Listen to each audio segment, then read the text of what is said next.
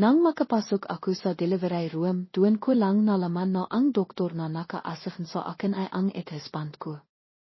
Mabilis kong hinawakan ang nurse, sinabihan ko siyang patambahan ako agad, pero mukhang halino ang lahat. Wala pang isang taon kaming hiwalay, may anak na siya agad. Aba, mukhang mas lamang ang baho mong asawa kaysa sa akin. Ang lalaki, hawak ang instrumento sa operasyon, halit at malamig na tumingin sa akin. Nakpanghap na lang akong nawalan ng malay, pero ang batang walang kamyang-miyang sa tiyan ko ay ayaw akong payagan. Sinipan niya ang tiyan kong ilang beses, sa sobrang sakit, napamira akong masasakit na salita, pitnch na. Isinisampa ko ang buong angkan halides mo. Ilabas niyo na agad ang anak niya. Paulit-ulit kong sinabi na hiwag niyo akong dalhin sa maternity hospital sa sentrong Sedat.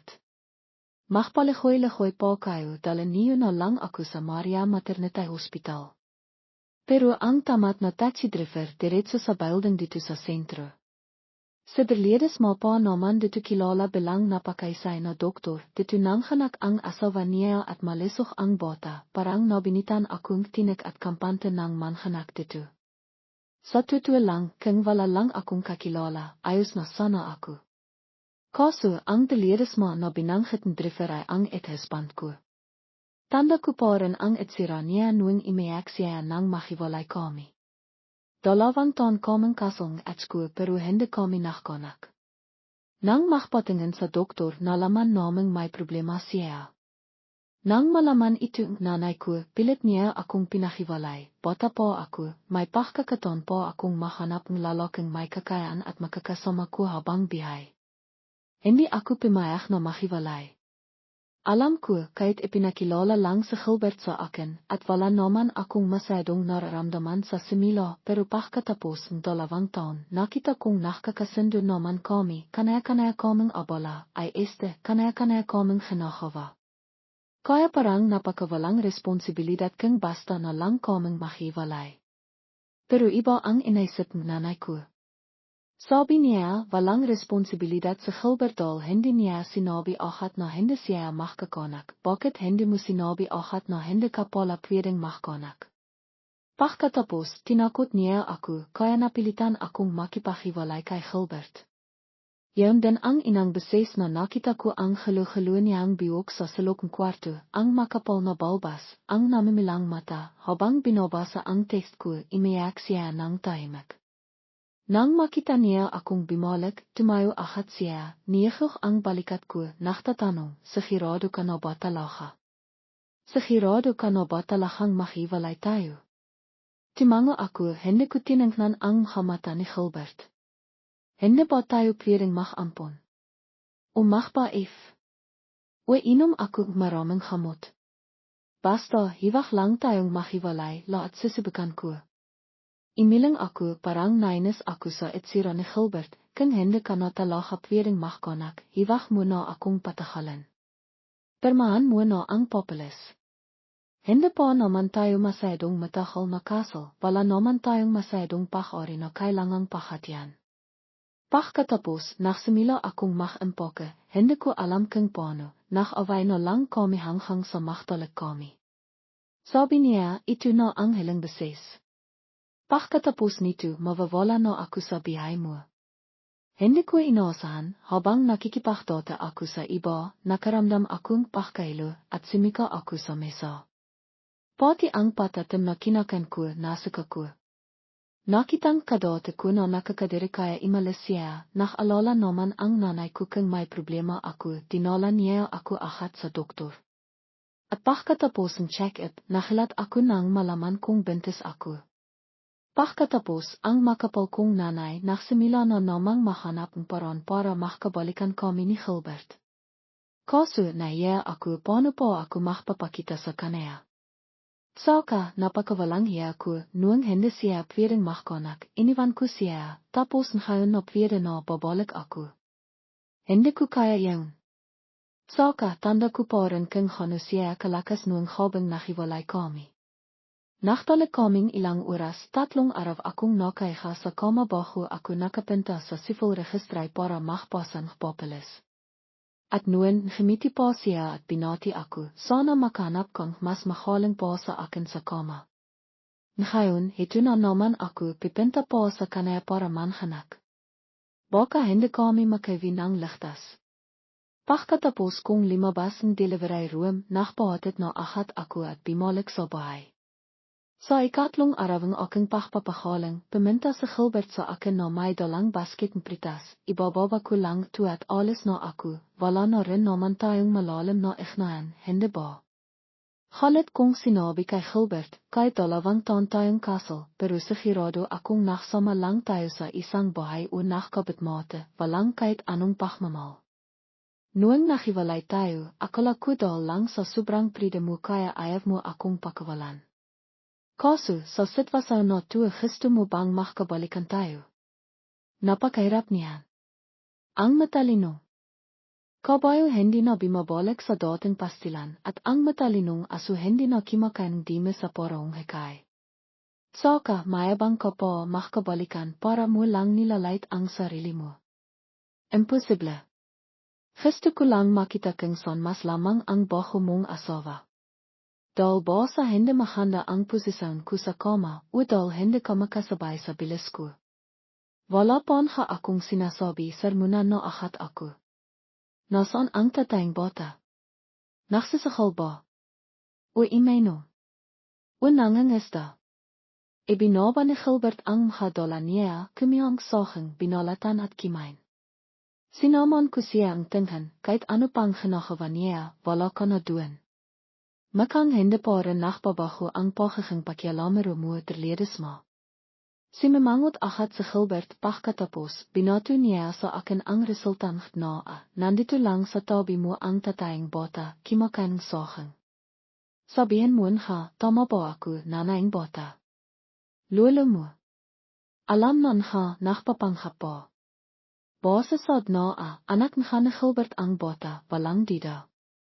Mali ang resulta ng doktor na nachtest sa amin dati. Ngayon, kumpleto na tayong tatlo, bakit hindi na lang natin pag-isapan? Hindi naman ako mahilig magpatimpik-timpik. Kung may problema, susulisainan ko agad. Tiningnan ko si Gilbert, relats na kimakain saking, parang wala siyang pakialam. Nakaiga ang anak ko sa kama gumagulong-gulong, ang kita-kita niya, hindi niya alam na may tension sa paligid. Makang masaya ang lahat, pero matalino akong kabayo, hindi ako babalik sa dating pastilan. Tiningnan ko ang anak ko, nagsalita ako, anak, malapit ka nang makisang linggo, hindi ka na babay na walang kamyang-miyang. Kaya sabihin mo sino ang gusto mong makasama. Kung sa akin ka, marami kang magiging girlfriend. Pero kung sasama ka sa inghoy na kimakain saking, hindi ako sigurado. Total pinakasalan ko si Gilbert dahil sa itsura niya pagkatapos nasanay na lang ako sa bihay niya. Pagkatapos naming magpakasal, abala siya, kaya wala siyang oras para alakan ako, pero huwag lang sa akin, hindi naman ako masyadong demanding sa pagmamahal. Pero iba na ngayon may anak na tayo, dapat ibigay natin ang lahat ng makakandang bagay sa kanaya, hindi ba? Kung sa tatay niya siya sasama pero pagkain sa hospital ang kakainin niya, mas maganda kung ipapadala ko na lang. Pagkasabi ko niyan, napahigpi agad ang lalaki. Timalakpak ako nang makita ko ang itsura ni Gilbert, sumingit pa ako, ang halang-halang mo naman anak, tingnan mo, ang dami mong kinain na saking, hindi ka pa rin bisog, baka mamaya kainin niya ang ilo mo. Parang nantindihan bata ang sinabi ko, imiyak agad siya ng malakas. Tiwang-tiwa ako, ang halang-halang mo anak, good job. Kaya desidido na ako, akin ang anak sa iyo ang saking. Biniyat ko ang anak ko, tinapik ang likod niya, pero hindi ko alam kung anong nangyayari, lalo lang siyang imiyak. Tiningnan ko si Gilbert, hinihingi akong tulong, nakita ko siyang kinuha ang cellphone niya, binuksan ang social media, paano patahanan ang babay na wala pang isang linggo. Anong ginagawa niya? Hindi talaga siya mapagkakatiwalaan, akala ko doktor siya, dapat marinong siyang magpatahan ng bata. Kaya tinawagan ko ang nanay ko. Tungkol naman sa nanay ni Gilbert, sinabi ko sa kanaya na hiwag minang sabihin. Baka mag away lang selang dolawa at mapahatian ang bota. Pagdating nanay ko pagkakita niya kay Gilbert, nagsimula na siyang magpasalamat, nagpaparinig, basta, gusto niya kaming magkabalikan. Bemintong hininga si Gilbert, bago niya isarado ang pinto, limangon siya at sinabi, bakit naman ako magkakagusto sa anak niyo? Bata pa ako matalino at successful. Ang daming baba na gustong magkanak sa akin kaya nilang pumila hanggang Franse. Inis na inis ang nanay ko, gusto kong iaga sa kanaya ang inan, simagaw ako, imalis ka nan ka Gilbert. Hiwag mong isipin na desperada ako, bakit pa pagkatapos kong magpakasal kay Gilbert, lalo siyang gumagwapo. King baba ang anak ko, magiging kasing ganda kaya siyang artista. Hanayan talaga ang nanay ko, basta makamit niya ang gusto niya, kahit mawalan siyang hiya. Habang mahimbing akong natutulog, kiniyang nanay ko ang babay at dinala sa bahay ni Gilbert para magpanghap na kamag-anak. Tinawagan akong nanay ni Gilbert, sinabi niya sa akin na kinan ko na ang dalawa. Wala akong magawa, sumakay na lang akong taxi papunta sa fondo. Kamado kong tiningnan ang elevator na sira, hindi na ako nakilat, 5 na rin kasi ang building nila. Tiningnan ko ang hagdan at napabintong hininga. Malakas naman ang katawan ko, pero katatapos ko lang manganak, kaya nahirapan ako. Pero inaisip ko ang nakakatakot na mukhang nanay ni Gilbert, pinilit kong imakyat. Naalala ko noong pimilit kaming mahiwalay, ayaw ni Gilbert. Sa huli, para hindi mapaya ang pamilya nila, pinilit ng nanay niya ang anak niya na pimirma sa papeles. Pagkatapos, sinabi pa niya na mas magandang hiwag na kaming makita pa, kung hindi pa siya dumira sa amin, swerte na namin. Hanin din ang nanay ko, kaya nag-away silang dalawa pareho. Nilang sinasabi na tama sila. Kaya medyo mahilo ang relasyon namin ni Gilbert. Ngayon, nagsisimula na naman ang nanay ko, sinasabi niya na mahirap na akong magpakasal ulit, gusto niya kaming magkabalikan ni Gilbert. Sinabi pa niya na babayaran niya ang paharong bota, basta pumayag si Gilbert na magpakasal ulit. Pagkatapos kong imakyat sa 6th floor, nakita ko ang nanay ko na ipinapakita ang apo ko sa nanay ni Gilbert. Ayaw siyang tingnan, imewas pa siya, sinabi niya, ngayon lang ako nakakitang lula na ayaw sa apo niya. Pimasok ako, tinawag akong nanay ko, gusto niyang himingi akong tawad, tamdang himingi kong tawad sa biyenan mo. Tinadaan nanay ko sa bola ang nanay ni Gilbert, mare hindi na rin naman sila bata. Ngayon may anak na sila, kalimitan na lang natin ang nakaraan, pareho naman tayong gusto na maging masaya ang mga anak natin, hindi ba? Wala naman akong magawa noon, hindi ko naman pwedeng alahan ang apo ko habang bihay. Tama ba ako? Ang samantingin nanay ni Gilbert, imiwas siya at sinabi, ang anak niyo ginto, ang anak ko hindi ba rin pinahirapan. Pinahirapan ng anak niyo ang anak ko. Ngayon gusto niyong bumalik. Ang daming baba na gustong magpakasal kay Gilbert. Mahanap na lang kayong iba o alahan niyo na lang ang apo niyo, hindi naman gusto ang apo naan. Manamanaan baka maging masama rin ang apo ko, hindi naman kaya. Inalipista ang nanay ko, nakapakabait pa rin siya, mare, hiwag ka namang magsalitang hanan. Pinilit ko lang si tamdang na makipahiwalay, mabait naman siya. Kasalanan ko to, hiwag mo siyang sisihin. Bigyan mo siyang isa pang pagkakataon. Tiningnan ko ang nanay ko, hindi ako makapaniwala, kahit gusto niya kaming makabalikan, hindi niya kailangang gawin to. Nilalait nan kami, sinisira pa niya ang pamilya namin. Limapit ako at hinila ko ang nanay ko palabas ng bahay nila, nakakaya. Patiloy pa rin nagsusuray ang nanay ko, halit ako, hindi ako makapagsalita. Tahimik akong sumakayang taxi, patiloy pa rin siyang nagrereklamo. Nang makawi kami, simakaw ako sa nanay ko, kailangan mo ba talagang gawin? Hindi naman ako walang alaha. Ang daming babaeng hiwalay na may anak. Kaya kong alahan ang anak ko makisa. Bakit kailangan kong makmakawa sa pamilya noon? Inalahan nanay ko ang apo niya sa kwarto, pinaupo niya ako sa sofa. Sinabi niya sa akin ang lahat sa rayo siya sincere. Sabi niya, tatawagan daw na bastardo ang anak ko, ipapaliwanag ko ba sa lahat. Tatanungin daw akong anak ko, bakit may tatay ang iba, ako wala. Maintindihan ko ba siya? Ilang lalaki ang handang tanggapin ang anak ng asawa nila. Makakahanap kaya akong hanang klaseng lalaki. Alam kong pinagdanan ng nanay ko ang lahat ng ayan. Makisa niya akong pinalaki, hindi ko nakilala ang tatay ko. Nakita ko na lang siya na nakikipagdate sa iba't ibang lalaki, so hili nahiwalay rin sila. Hindi ko masahot ang nanay ko, wala akong makawa. Tama siya. Pero naintindihan niya ba ako? Gusto kong mapayapang bihay. Naisa pa niya na kung makabalikan kami ni Gilbert, magiging masaya ba kami pagkatapos ng lahat ng nangyari. Tiningnan niya ako bagang nakabika ang bibig, hindi sigurado, pero mas madali. Imilang ako, nanay, imposible ein kind titira ako sa nanay ni Gilbert. Hindi naman kami nagmamahalan ni Gilbert, nagpakasal lang kami dahil sa pamilya namin. Ngayon mahilo na ang lahat, paano pa kami makabalikan? Mas maganda pang mahanap ng iba kaysa bumalik kay Gilbert. Sinabi ko sa nanay ko na begin niya akong panahon at makakahanap din akong lalaking para sa akin, matagal na siyang hiwalay, 40 years old, o may anak na. May tatanggap din sa akin. Gustong makitang nanay ko na masaya ako, kaya inayos niya ang hablandates. Taman nga siya, pakakita nila sa sitwasyon ko bumaba ang standards nila. Tinignan ko ang lalaking may wig sa harap ko, parang nasisika ako.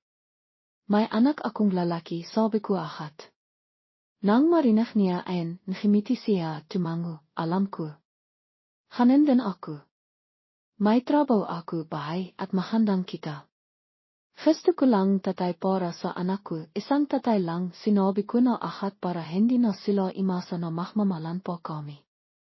Nakinig siya at ngimiti, biti naman, sa tingin ko bahay ako na maging tatayang anak mo. Nakakatakot ang ngiti niya. Sinabi niya, basta alahan mo rin ang anak ko. Mabilis baka alahan ko rin ang anak niya. Nahilat ako, ilang taon na ang anak mo? 30 years old. Pta.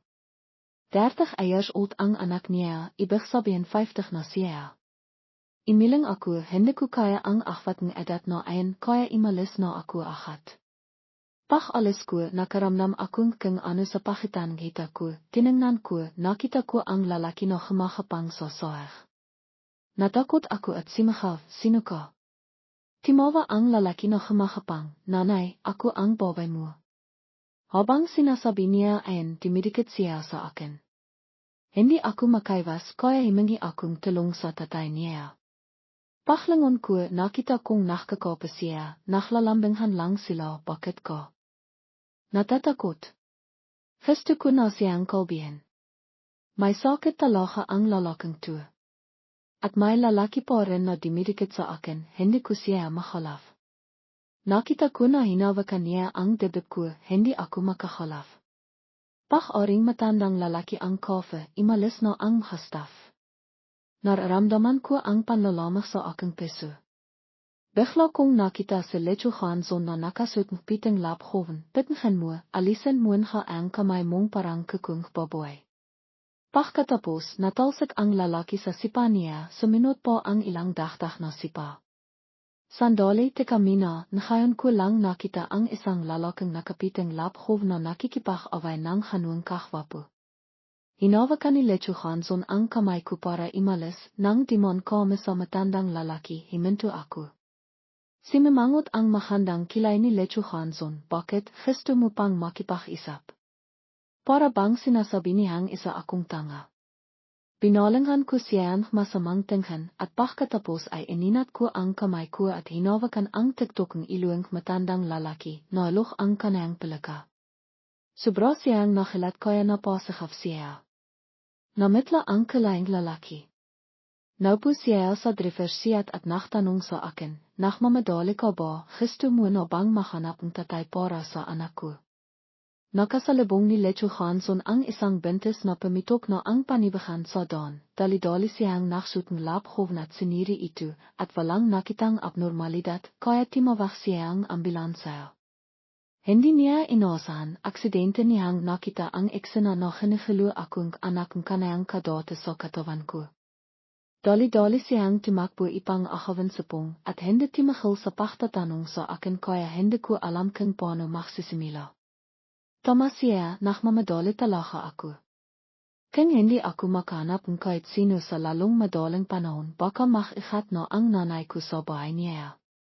Tumango ako bilang tahon, hindi ba't mayroon kang mahabang pilang makababa na nakapila mila rito hanggang Fransa na nakihintay na manhanak para sa iyo. Nakmamadali ka rin. Binalanghan ako ni Leto Hanson, mila sa tingin na iyon alam kong tinitiring na naman niya akong tanga. Paminta ka na sa bahay ko. Sigiradong isinimbong na ako sa iyong nanay mo, hindi ba, dali-dali kong idinaktak, hindi ko inapi ang nanay mo, at hindi rin ako himihinging sustento. Paano ka nakarating? Binaliwala ni Leto Hanson ang aking malabong paliwanag at nakpalipat-lipat ng paksa. Imakat sa hagdanan, paano pa? Hindi mo ba alam kung ano ang hitsirang apartment mo? Limanghon ang lalaki at tumingin sa akin na para bang hindi niya maintindihan kung ano ang nangyayari. Wala nang mas masakit pa kaysa sa dalawang matatanda na naktatalo, bakit ka nakikisali sa kanilang pagtatalo? Tanda ka na rin ba at ilayanan? Ingilang ako, sobrang daldal mo ngayon. Ano ba talaga ang gusto mo? Galit kong tinanong, kung hindi ako pinilit ng nanay mong si Lecho, kailan ko gagustong makipagtalo sa dalawang matandang baba? Pero ngayon din alam ko ang ikaling pamilya mo. Gusto kong sabihin na hindi ako mapalakay na ibigay ang anak ko sa iba para alahan ulit. Pinito ko ang sinasabi ni Hanson, simahaw ako, and ka gusto mo bang akawan ang anak ko? Hindi pwede. Hindi pwedeng ibigay ang anak ko sa'yo. Kakagising mo lang gusto mo nang akawan ang anak na siyam na biwan kong dinala, hindi pwede. Itagil mo ang sasakan, itagil mo ang sasakan.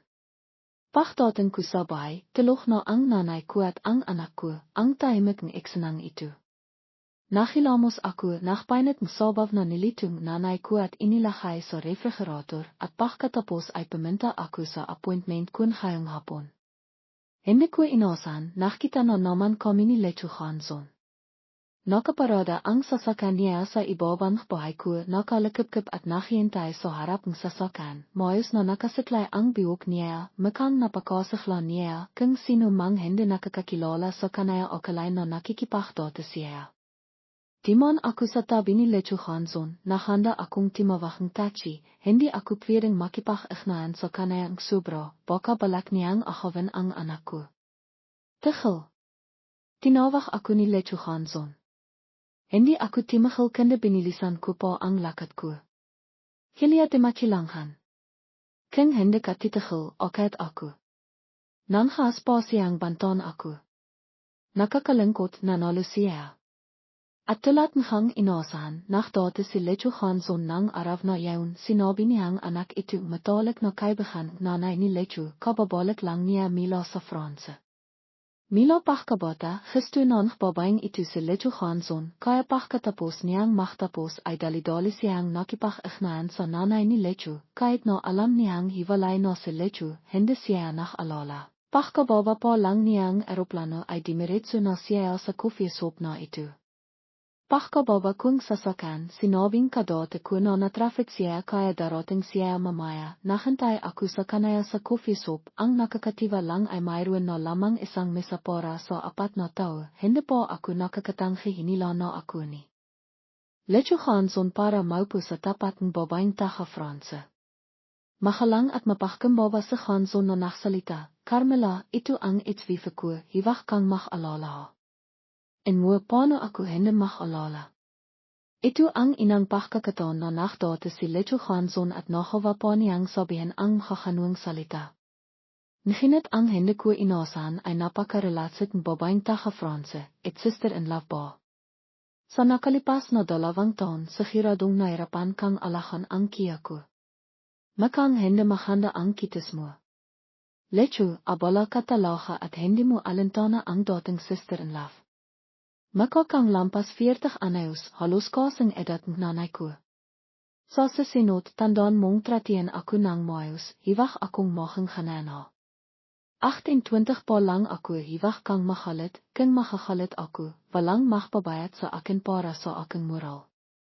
Sinibikan kong pegelan ang aking galit, himigop akong napakalaking kape, at pagkatapos ay niliwa ko ang lahat sa mekan babaeng taga Franse.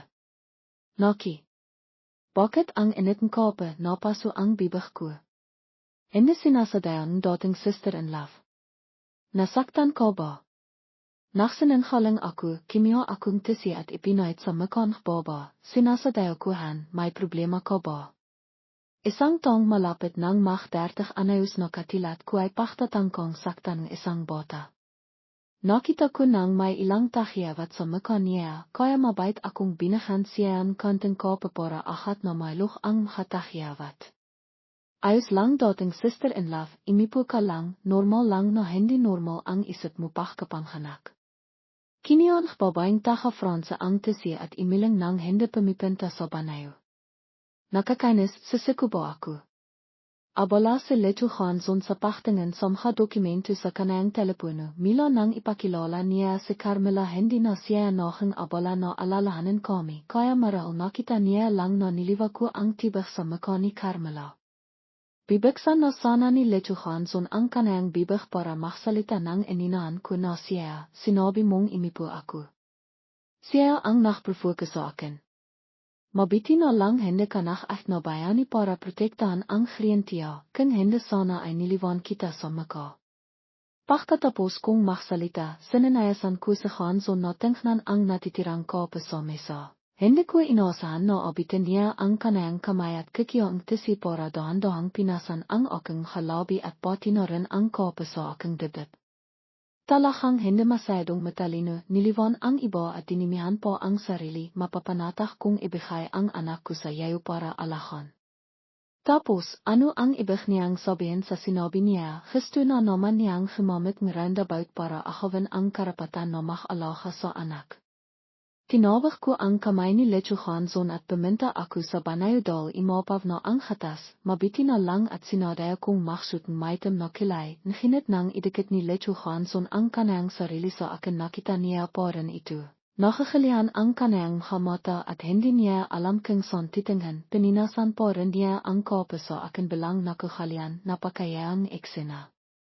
Napilitan akong pumunta sa Banayo at nakasalubong ko ang aking kadate na kararating lang. Hindi pa tapos ang iyong postpartum period, tinaknan niya ako mila ilo hanghang pa, medayo hindi komportable ang kanayang hamata, at itinayo pa niya ang kanayang kamay sa kanayang ilong. Tumanga ako. Kung ngayon pakisapan natin sa susunod. Muli akong tumango, makakaroon pa bang susunod. Malinaw na gusto niyang sabihin na hindi kami maring makasama. Alam ko, kahit na ano pa man, ito ay dahil sa kanayang bulentarayo, kaya wala akong animang reklamo. Pagkatapos ng lahat, mahanda ang kanayang hakondasyon, bukod pa rito makasiyang dissenting at tapat, ang kanayang kita mila sa kanayang harayang sasakyan ay nairirin bilang mabiti. Maral nakita niyang kapantay ko siya, at kahit na mas matanda ako sa kanaya, kaya pimayak siyang pumunta sa dati na ito. Hinila ako ni Carmela pabalik sa aking ipuan at nagsabi ng mahanda na ako ang nohing saksi sa kanila, seryoso kong hinampanan ang popong pipi sa kwento. Ang pagkakaroon isang dating asawa bilang isang saksi ay talagang napakabihira, ito ay isang nakakapagpaliwanag na karanasan para sa mga tao sa paligid. Napilitan akong imipo, kimahat akong isang maliit na pirasong tsaka, sa totoo lang gutom ako, sa buong mahapon kimain lang akong kanteng sabawang manok na nilitong nanay ko noong tanghali, ang aking panlasa ay mapiro. Ngayon na nakikita ko ang maliit na tsaka na ito, ayoko nang imalis pa. Makang mahilig sa matamis ang dating sister-in-law, hindi naman ganito ang kiya ko, hindi niya kaya ang matatamis. Nakpanghap akong tumango, talagang kinasasiklaman ni Lechu Hanson ang matatamis. Dati nagdala akong isang bagong produktong kumpanaya para tikmania, hindi ko inasahan na higop lang siyang isang sips at pagkatapos ay dali-dali niya itong idira gamit ang kalahating buting tibig at pagkatapos ay patiloy siyang inom. Sa paklon, hindi. Na ako naklalakayang matatamis sa refrigerator, ipang maiwasan na makita ito ni Hanson at Masika, dahil ang pagsisika niya ay makpapasika sa akin. Ngunit ang tamis ko ay saktong tama para sa kiya ko, matamis na hindi nakakatawa. Sa tingin mo tama ba ang sinabi ni Carmela at kinirot ang pisngi ni Hanson. Nakakainis. Bakit kailangang makperform nakakadaring drama sa harap ko? Sino ang hindi marunong makaachting kaganitong klaseng eksena? Ngunit tila hindi ko alam kung paano gawin ito, nanalo na naman siya. Itinaas ni Lecho Hanson ang kanang kilay at tumingin sa akin, bimilong siyang uwa. Pagkatapos niya akong tignan, ano ang ibig sabihin uwa, bantayan ng mabiti ang iyong babaeng bakayo. Tinitahan ko si Lecho Hanson hanghang sa masinok ang aking maka, at pagkatapos ay patiloy akong kimahat ng isang maliit na pirasong tsaka. Nang langhinan ko nakita kong bahang nakakirba ang makakilit makalabing lalaking hinit ang ngiti ay mabilis na nawala. Pagkatapos, senot-senot na inalis ng isang tao ang tsaka sa harap ko. Anong ginagawa mo? Makisap kayo, bakit mo kinikiyo ang tsaka ko?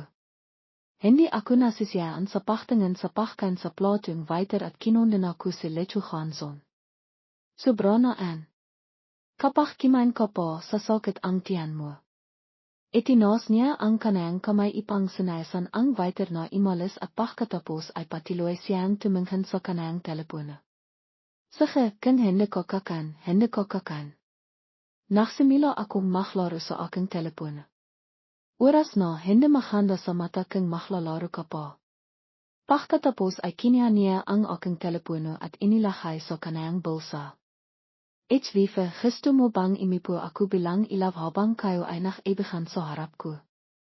Walang makawa kung tinignan siya, hindi sinasadang tignan ang mga dokumento na binabasa niya, panghangalaga sa katawan makababa sa panahon postpartum, pamamahala sa muwet makababa pagkatapos manganak. Isang maisay na dieta para sa makababa pagkatapos manganak, mahanda ba na kimain 5 pirasong matamis na tsaka pagkapanganak? Nakakainis. Ano ang hinahanap ni Lecho Hanson? Nakita kong nataranta ang lalaki at pinatay ang kanang telepono. Pagkatapos ay pinitol ni Carmela ang nakakayang atmosfera. May isang utpot restaurant malapit dito at mayroon ding isang clothing store, bakit hindi ko mamili kasama namin? Hindi ko alam kung anong binabalak ni Carmela kaya tinanggihan ko ito ng direkta, sapat na nanaktakal ang iyong dating asawa dito, kung makpapatiloy po ako, pag-isapan akong makatao, hindi pwede. Kailangan kong imiwi para bantayan ang aking anak, dapat na makasama ang matahol ng hindi nakikita na makakapadet. Pagkatapos ay timalikot ako at imalis sa coffee shop, pagkalabas ko sa pintuan hinabol ako ni Lecho Hanson. Ihatid kita. Dali-dali akong kimaway, hindi na kailangan, tatawag akong tachi. Ewan ko na ang spasa para enjoy kayong dalawa, makang napakakrientiyan kapatid mo, binabati ko kayong dalawang batch niyan khiyaylo. Pagkatapos ay hindi ko siya hinaan na maksalita at simakay ako sa tachi. Ang bastos na yaon ay mayroon ng bakong target, tutuwa na ang mahalalaki pagkatapos ang diborsyo ay patiloy na minamahal. Nang makarating ang sasakyan sa aking apartment, naalala ko lang na nasa bulsa pa rin ni Lecho Hanson ang aking telepono, talahang tanga ang mahababa pagkapanganak. Iniram ko ang teleponong driver at tinawagan si Hanson. Cecilia de Machilanghan ito, ang aking telepono ay nasa pa rin.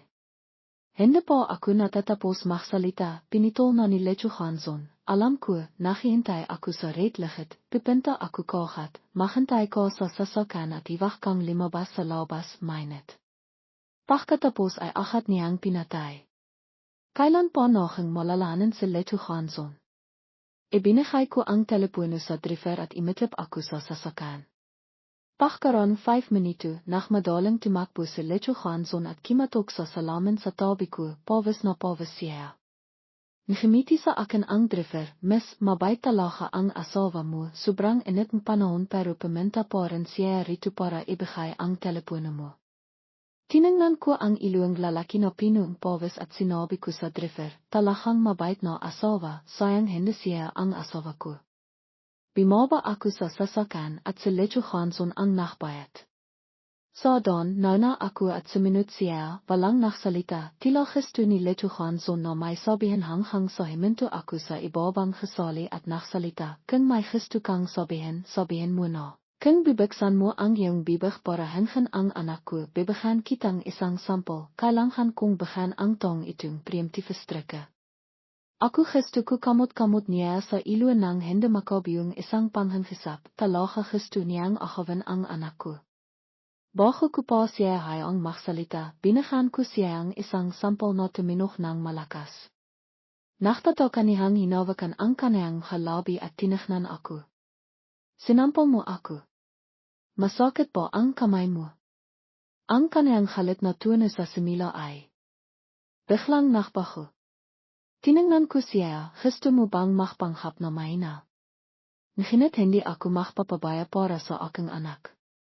Tinalikiran ko siya at imakayat ako bago pa man ako makapasok sa pintuan, narinig ko ang iyak ng isang bata, nagsimilang manginig ang kamay ko na may hawak na sisi at hindi ko mailagay ang sisi sa kandado. Mila nang mohang ina ako, sa tivang naririnig ko ang aking anak na imiyak, masakit ang aking peso, nahirapan akong subikan ng 2 o 3 beses bago ko mabuksan ang pintuan. Ngunit ang larawan na limitaf sa harap ko ay nakpakilat sa akin. Nanay. Gemising ko. Anong nangyayari? Bigla ka na lang nawalan malay ako. Nanay sa kanayang kawalan malay at hindi siya tumitigon, imiyak pa rin ang aking anak. Nakmadali kong binuksan ang aking telepono at pinindot ang numero niya. Imakayat ko rito, Lecho Hanson. Bilisan mo. Nanay ko parang hindi na himihinga ang nanay ko, bilisan mo. Hinawakan ko ang ilong nanay ko, walang tigil na tumitilo ang aking liha, bakit biglaan ito, kaninang imaha pinipilit pa akong magbihis para paminta sa data, bakit naging ganito ang lahat. Terminal stalking stomach cancer, isang taon na ang nakalipas paminta ang nanay niya sa ospital ngunit masyado siyang komplatent, niresetahan ko siyang ilang gamot pagkatapos ng isang taon pahlaban. Ang kaniyang kalisihan ay nakpakita rin kung kapalatandang pakpiti ngunit. Kaya ang nanay niya ay may ganitong seryosong sakit at ang kaniyang pamilya ay hindi alam. Bakit sobrang payat na niya, dapat may napansin ko. Noong ina ko siyang nakita, siya ay isang mataba at malisok na tao, at pagkatapos ay tingnan mo, malinaw na kalahati na lang siyang dati. Ang malinaw na sinabing doktor ay milang limitaf sa aking isipan, ang walang laman na pasilayo ay biglang naging mainhay. Hinila ko ang kamayang nanay ko para bimiling koton kanday, imiyak ako para tananghan kung nasan ang tatay ko. Ikinibento ko sa nanay ko ang aking pakiramdam nang tumintong ako sa universidad. Lahat ng alala ko at ng nanay ko ay sumikhot sa aking isipan sa isang iglap. Sobrang nakalala ako na natilok ako sa ospital sa loob ng 2 araw nang makising ako nakita ko ang nanay ni Lecho Hanson na karha ang bata na nakatayo sa tabing bintana. Kakan nang mabiti ang apo ni Lola para limakiha. Mahina akong naksalita. Bakit ka nandito? Mahilaw na timalikot ang nanay ni Lecho at nakbigayang isang masiglang ngiti. Tignan mo Hilya, sobrang kiting bata, mapiti at mataba, kamukha ni Lecho Hanson noong bata pa siya. Napanghiti ako ng pilit, nang karhain siya ang nanay ko, sinabi rin niyang kamukha ko raw siya noong bata pa ako, ngayon wala nang makakalala kung ano ang itsura ko noong bata pa ako, hite, mahanda, masigla, masinirin, walang makakalala. Sobrang enhaing batang ito, inabala niya ako ng sobra, sa oras na iyon nasaktan ako ng sobra na hindi ako nakatilok sa loob ng maraming hobby.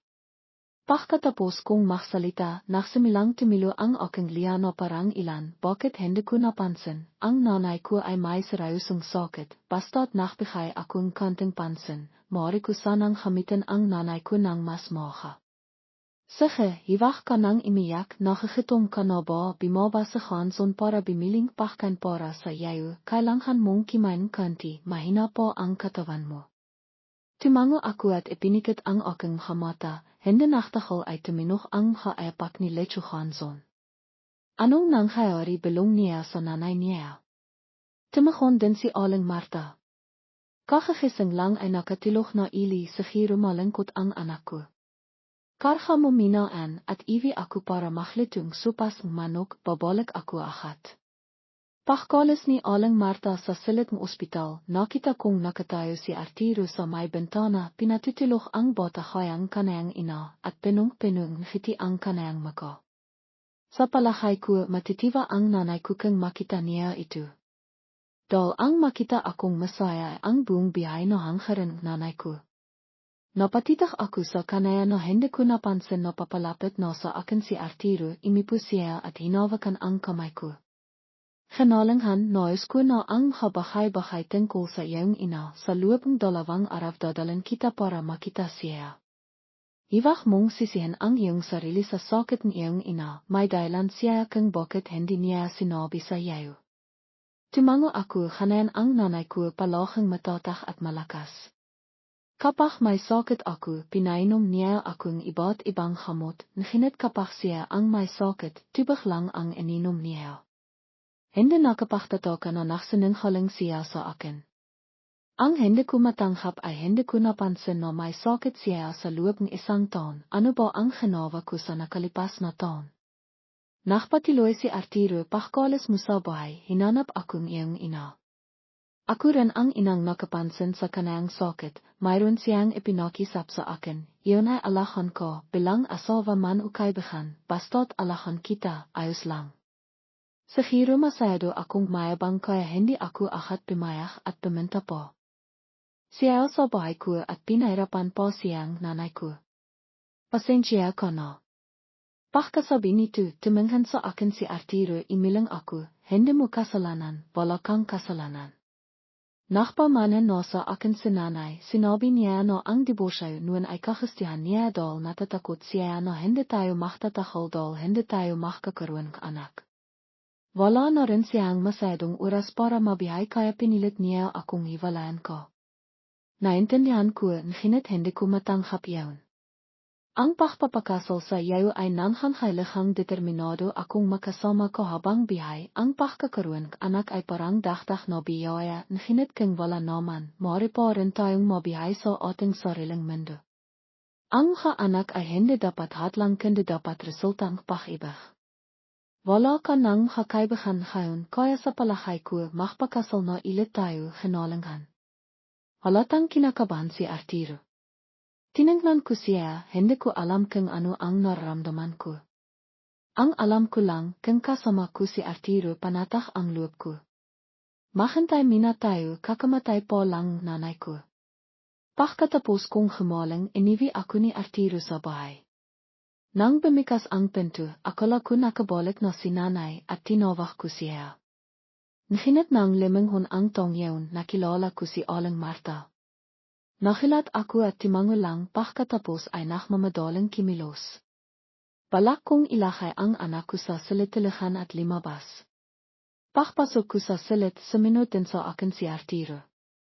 Hindi ka marinong mag-alahang sarili mo. Wala pang palung sinilas ang nanay ko, kaya dahil wala siyang ginagawa sa bahay, pinatawag ko siya rito. Nakpalipat na rin ako sa araw na shift para may kasama ko sa bahay, sabihin mo lang sa kanaya kung ano ang gusto mong kainin. Sa gabi naman, narito ako. Sabihin mo lang sa akin kung may kailangan ko, o kung hindi maganda ang pakiramdam mo, timawag ko lang, agad akong pupunta sa iyo.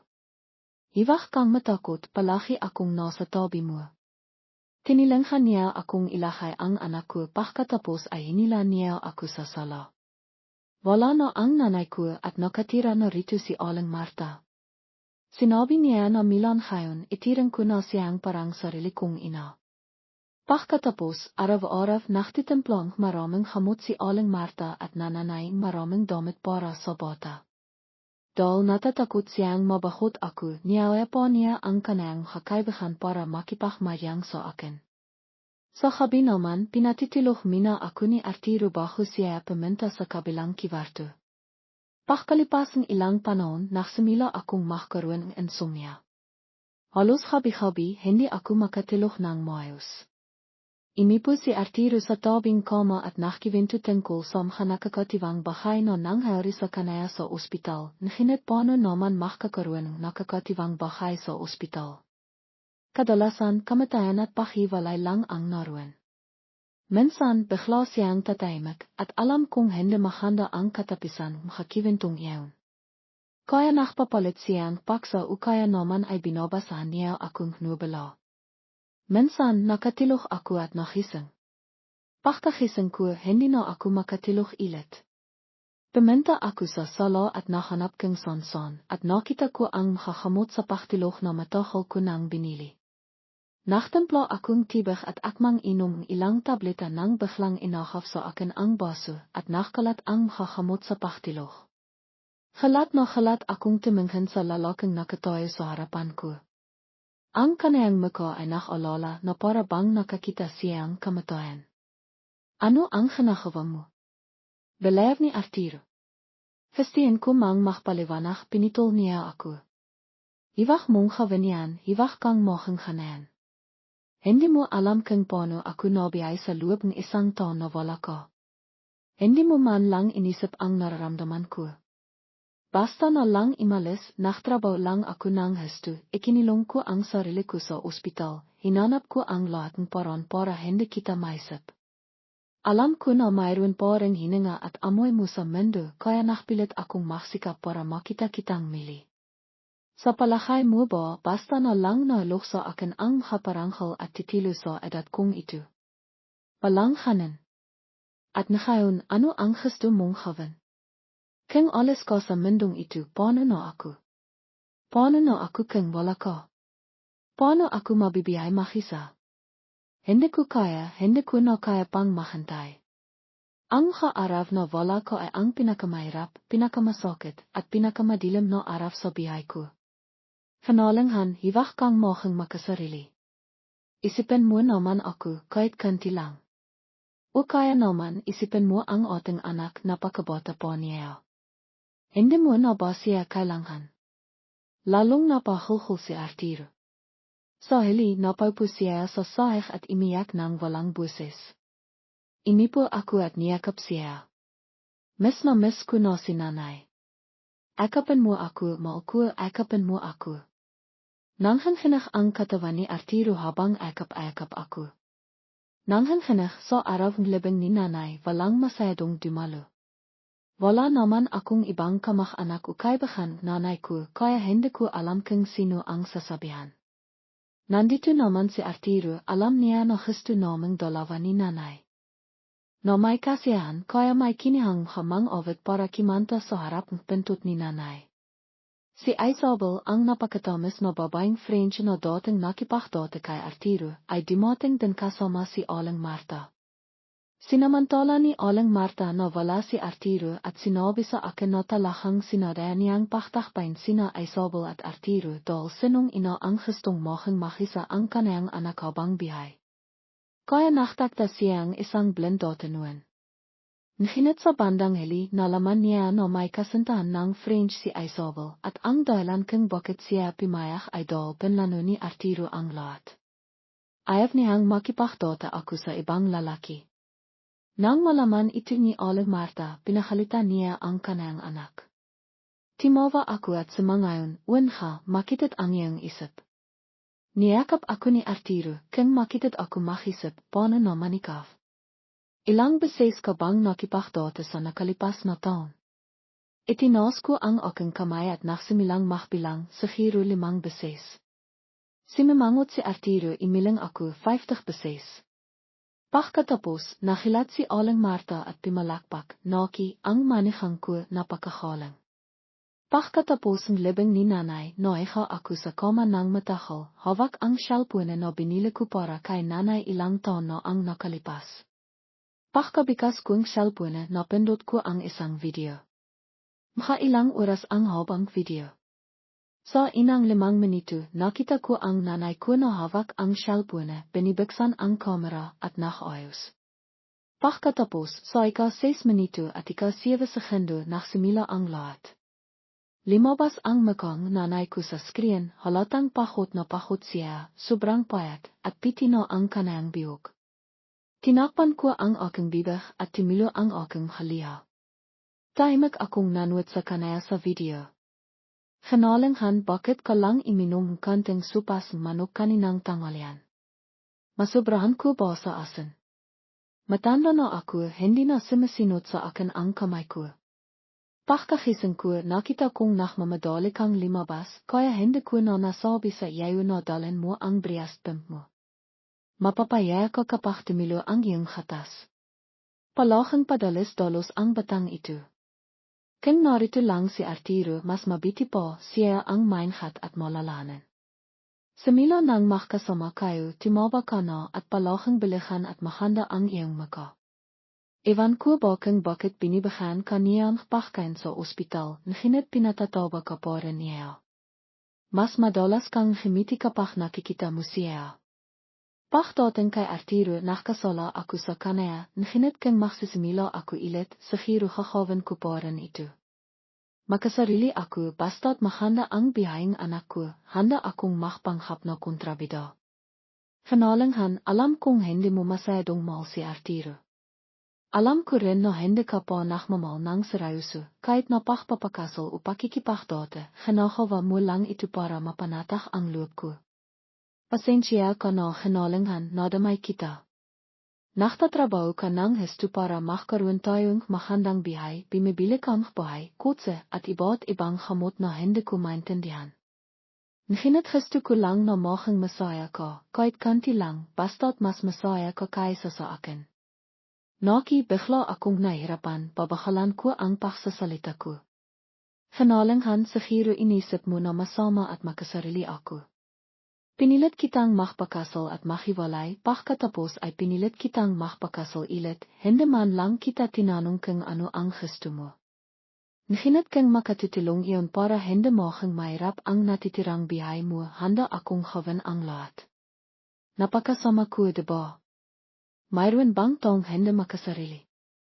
Mayroon bang inang hindi nag-alala sa kanayang anak? Mayroon namang isang taong mapagkakatiwalaan sa tabi mo kaya kampante akong alas. Sa susunod na bihay, magiging nanay mo pa rin ako, pakiramdam ko kilang ang pagmamahal ko sa iyo sa bihay na ito, babawi ako sa iyo sa susunod na bihay. Ngunit siguro hindi na mangyayari iyon, masakit na ang nararamdaman ko, marami pa akong gustong sabihin sa iyo, gusto ko ring himingin tawad kay Arturo. Gusto ko ring makipagmayang sa iyong biyena na matigas ang dilan ngunit malambot ang peso. Hindi mo alam, napakagandang iyong biyenan, nagdadala siya ng makakamit at nagtatago sa parke ng maraming beses, ngunit hindi siya nang haas na pimasok sa bahay. Hindi rin siya madali. Gusto kong sabihin na dapat mong sabihin kay Arturo ang iyong nararamdaman, o kaya naman ay sabihin mo sa kanaya na gusto mong makabalikan. Minsan kailangan mong magpanghap na mahina, tingnan mo kung ano ang gustong kanayang pamilya, pimayag ko. Natatakot ako genalingan, natatakot ako na mahirapan ka, paano ka mabibihay kung kayong dalawa lang anak mo ang magkasama? Hindi mo alam, napakabata mo pa. Hindi ko na gustong tumigil dito, nakikisap ako sa iyo na hanapin mo si Arturo, hindi ako mapapanatag kung makikipagkita ka sa ibang lalaki. Hiling sasabihin ko, mahal ka ni Arturo, sobra ka niyang mahal, nakikita kong mas mahal ka niya kaysa sa akin. Ngunit hindi ako sigurado kung mahal kita nang higit sa lahat, mahal lang kita, ikaw lang ang nag-isa sa mundo ko, kung hindi kita mahal, sino pa ang mamahalin ko? Mabiti pa akong tao masama.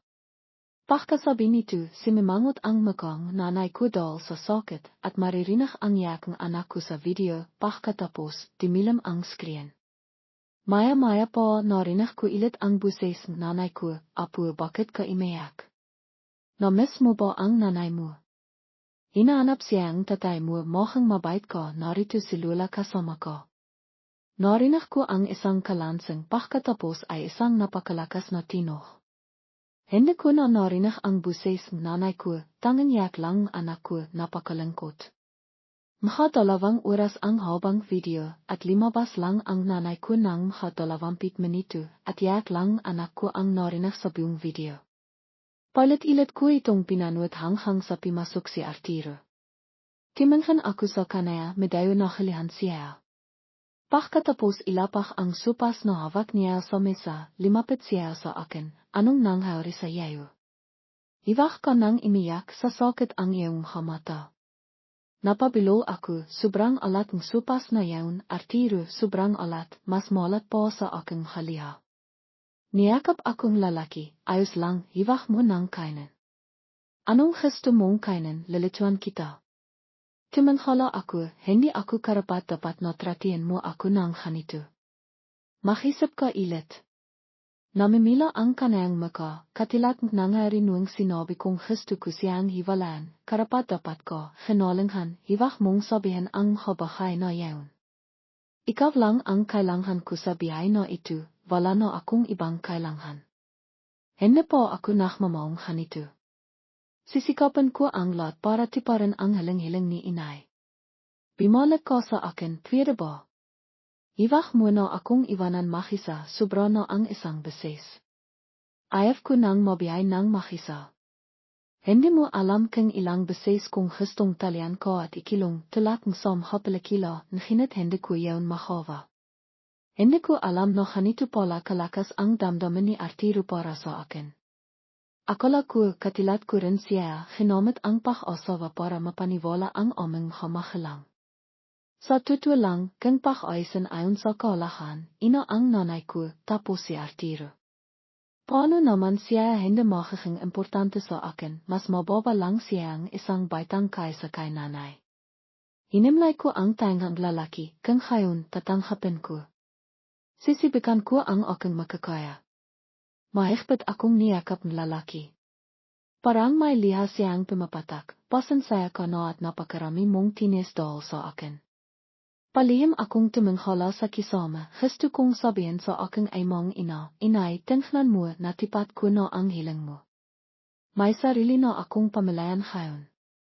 Sa payo ni inay, nagkaroon pa kaming isang magandang anak na baba, katilat ng sikat na aktres na gustong-gusto musatf.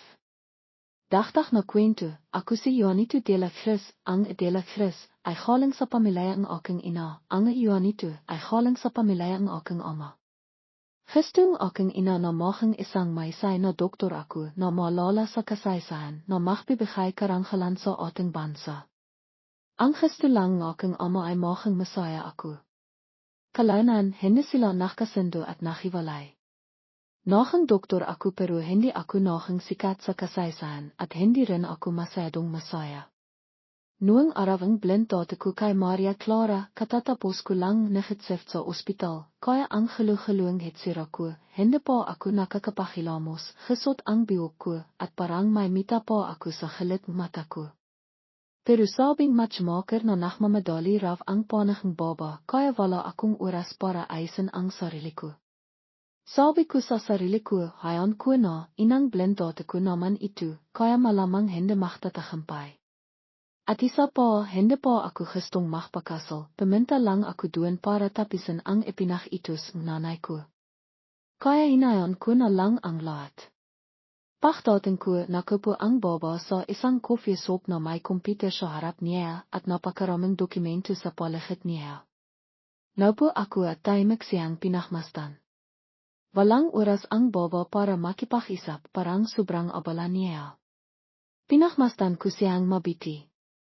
Malinaw na isa siyang ordinaryong baba, hindi kakit-akit ang kanayang mata, hindi tiwit ang kanayang ilong, at hindi rin masyadong mahanda ang kanayang katawan, at mayroon pa siyang ilang mapisayaw na ninal sa paligid ng kanayang ilong. At ang kanayang mahabang biyog ay nakatali lang gamit ang isang pilang hairti, at ang kanayang itim na damit ay mukhang komportablen ngunit malinis. Pero sa hindi ko malamang dahilan, hindi ko malis ang aking mata sa kanaya, parang may bango siyang nagpapahayma sa akin. Pagkatapos ng 10 minuto, nagsalita ang baba, "Halo, ako si Maria Clara. Gusto kong magkaroon ng pamilya." Mayroon akong sasakyan, bahay, at sariling kumpanaya, medyo stable ang kitang kumpanaya, makahigit sa 500,000 piso kada taon. Nakita ko na ang iyong mga dokumento, ayos naman napakagandang propesyon ang pagiging doktor. Ano ang masasabi mo sa akin? Sa totoo lang, medyo mahina ako kung minsan. Sa parte de session, kaya hanggang sa makapagtapos ako at magtrabaho, hindi ko pa rin alam kung gusto ko ba talaga ang pagiging doktor at nainggit ako sa pagiging prangka at malinawang baba. Medyo natigilan ako pagkatapos ay tumango. Nakpatiloy ang baba, ang pag-ibig ay maaari pang pag-isapan, pero kadalasan ay abala ako, walang oras para intindihin ang relasyon manigang sa biyenan at mga kapitbahay. At isa pa, hindi ako isang mabiting asawa, pero iwag kang mag-alala, hindi kita gegilihan. Kaya kong panghasiwan ang karamihan sa mga bagay, ayos lang, susubukan kong ayusin ang lahat. Iyon lang. At pagkatapos ay nagsimula kaming magdate. Ang inang date namin ay sa cafeteriang ospital. Kimain kaming sinigang notadang gustong-gusto ni Maria Clara ang ilam na ito at sinabi pa niyang mas masarap pa ito kaysa sa litong kanang ina. Nakalikan kami sa kotse noong nakaparada sa basement. Ang pangalawang date namin ay sa kanlirang cafeteriang ospital sa pagkakataong ito ay manok na may sili. Gusto lang kanti ni Maria Clara dahil hindi ito kasing sarap ng kainan sa kantong Kalayan Blimentrit. Matagal kaming nahalikan sa labas ng bahay ni Maria Clara. Ang pangatlong beses ay sa bahong ligar sa cafeteriang ospital. Kimain kaming tinapay at pizza. Hindi gusto ni Maria Clara ang mga ito, hindi niya ito nagustuhan mula pa noong bata siya. Tinanong ko siya kung bakit sumagot sa Maria Clara, dahil sa tiwang kimakan akong mga ito, gusto kong hanapin ang aking ama. Hindi ko maintindihan kung anong kinalaman pizza sa paghahanap sa kanyang ama.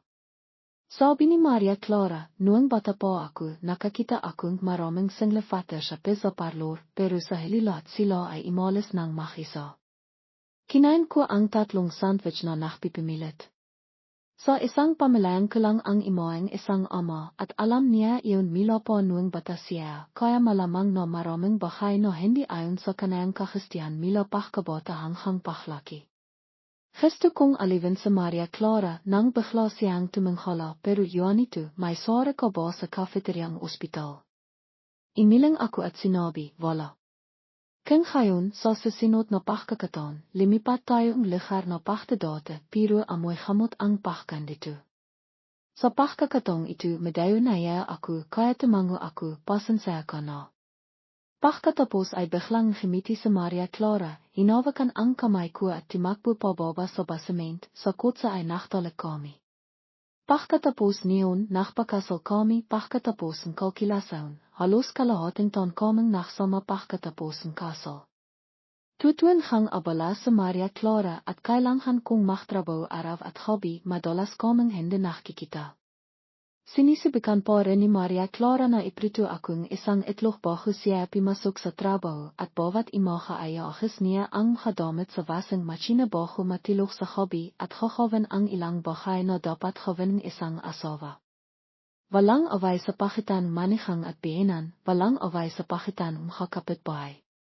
Sinabi na ako ang namamahala sa mga relasyon na yaon, ngunit sa totoo lang ay palihim na inayos ni Maria Clara ang baradong kanal, inayos ang nasirang ilaw at nakahandang kanting pera para sa mga kapitbahay. Madalas paminta ang aking biyenan ipang linisin ang bahay at maglito para dalhin ko sa ospital, kaya nababawasan din ang pagkain ko sa cafeteria. Sa totoo lang, sa tingin ko natipat ko na ang hiling tatay ko naging masaya ako. Pero dumating ang araw na hindi na ako masaya. Nararamdaman kong gumiyo ang buong mundo. Winasak ng bawat salita sa telepono ang aking kaligayahan. Bakit hindi ako pivira? Bakit hindi ako makakapagbigay sa kanayang isang kumpletong pamilya na may ama, ina, at mga anak? Bakit kailangan naming mahiwalay dahil wala akong kakayahan? Ang lipit ni Maria Clara. Alam kong kumikipas ang pagmamahal niya sa akin pero meron pa rin naman kung hindi niya ako ilalaban ng interview. Pero ang dali-dali ni hang binanghet ang salitang dibosyaw. Hindi ko na kayang maktakal po kay Maria Clara, hindi na kayang makpaliwanag o himinging tawad at hindi rin makikisap sa kanaya. Sa madaling salita, desidido siyang makipahiwalay. Mahal na mahal ko sa Maria Clara pero sa sandaling ito ay kinamimihan ko siya. Para akong nababalaw noong habang yaon, hindi timahal sa Maria Clara sa pahyak, nakpanghap akong hindi ko naririnig, halit na halit lang ako. Bakit palamiti lang ang aking kapatid? Pagkatapos ng aming relasyon ay hindi ko na pinansin sa Maria Clara. Pagkalipas ng 3 araw ay nakumpleto namin ang pamamaraan ng dibosyaw sa civil registry. Pagkatapos ay natipat ko ang hiling nanay ko ng isang doktor na may panghalang malala sa kasaysayan. Ngunit hindi ko sinasadang na wala ang pangharap ng aking ama, hindi ako masaya. Hindi ko inaasahan na lilitap si Maria Clara sa listahan ng kabintis na manghanghanak sa aking ospital. Dinala si Maria Clara sa labor room ng ambulansa. Nagtanong-tanong ako at nalaman kong malapit na. Siyang manghanghanak pero abala pa rin siya sa pagtakbo sa buong lungsod para pakisapan ang pakikipagtilanghan. Hindi ko kinaya ang halit ko pero bakit ako makakalit? Wala naman akong kinalaman. Pero bakit kailangan niyang magtrabaho ng husto? Umasama ba ang trato sa kanayang bahong asawa? Kahit malapit na siyang manghanghanak ay pinilit pa rin niyang magtrabaho sa Maria Clara. Pagkatapos kong magpalit ng damit sa labor room, matatak pa rin sa Maria Clara kayang dati. Bimalik ang pananabik sa aking isipan, biglang limitaf sa harap ko ang baba sa aking hapangharap. Gusto kong sabihin, matahal na kitang hindi nakikita, Maria Clara, ngunit mas mabilis ang aking bibig kaysa sa aking itak. Ang salitang gustong sabihin ay napalitan ng ibang salita. Inasar ko sa Maria Clara. Pagkatapos kong tilinghan siyang matahampay na manghanak, bigla na lang sumahi sa isipan ko ang isang panghangisap, kinananayo kahat ang anak ko. Anak ko. Sobrang nakilat ako. Nang malala ko ang sinabi ni Maria Clara sa labor room, nagsimula akong mahpad na at tutuan hang anak ko. Sa pagkakataong ito, gusto ko talahang pakasalan mili sa Maria Clara, ngunit sa hili, nanay pa rin ang aking bibig kaysa sa aking itak, at hindi nahing madali ang aming pagkikita pagkatapos. Pagkatapos ay nakatanghap akong balita na nakasakit ang ina ni Maria Clara at gusto ng ina ni Maria Clara na mili kaming magpakasal. Sa totoo lang, parang tiwang-tiwa ako pero nang maisip ko ang eksena san pinilit akong ina ni Maria Clara na makipahiwalay, hindi ako agad sumang-ayon. Noong araw na pimanaw ang ina ni Maria Clara, hindi timahal sa Maria Clara sa pahyak sa telepono, sa pagkakataong ito ay talahang nagsisisi ako. Dapat kong sinabi kay Maria Clara ang tungkol sa sakit ng kanayang ina nang mas maha, kahit man lang makapagpaalam sila sa isa't isa. Para bang libisang bimaksak sa Maria Clara pagkatapos pumanaw ang kanayang ina, tulad ko noong iwan ako ni Maria Clara, para bang beninot ang lahat ng bito sa aking katawan. Gustong nanay ko sa Maria Clara, sinabi niya na hindi nakakahilo sa Maria Clara, hindi mahilig makipagtalo at hindi gumagawang ingay para agawin ang kanayang anak, at hanuman siya kabala. Gumagahol pa rin siyang isang araw sa isang linggo ipang maklarong mayong kasama ang kanayang biyenan. Ang pagiging prangka at matibet ni Maria Clara ay nababahay sa aking ina, ngunit dahil sa mga aksyon ng ina ni Maria Clara, biglang nagkaroon masamang impresyon ang nanay ko, kaya hindi pimayag ang nanay ko sa miling pagpapakasal. Nang marinig niya ang balita na pimanaw na ang ina ni Maria Clara, pumunta ang nanay ko sa ospital na may makapalang mata, kahit anong sabihin ko ay hindi inaasahan ng nanay ko na mangyayari ang lahat. Hindi na notice ng nanay ko at halos mahimatay siya sa ospital. Kailangan siyempre tinanghap ang miling pagpapakasal. Hindi pa ako nakakakilalang ibang hababa. Hindi ako masyadong nakalala kung talahang mahal ako ni Maria Clara o hindi, o kailang kung mahal niya ako, at o kailang kung hindi. Sa madaling salita, hanggat pumapayag sa Maria Clara na manatili sa tabi ko, wala na akong animang panghinayang sa mundong ito.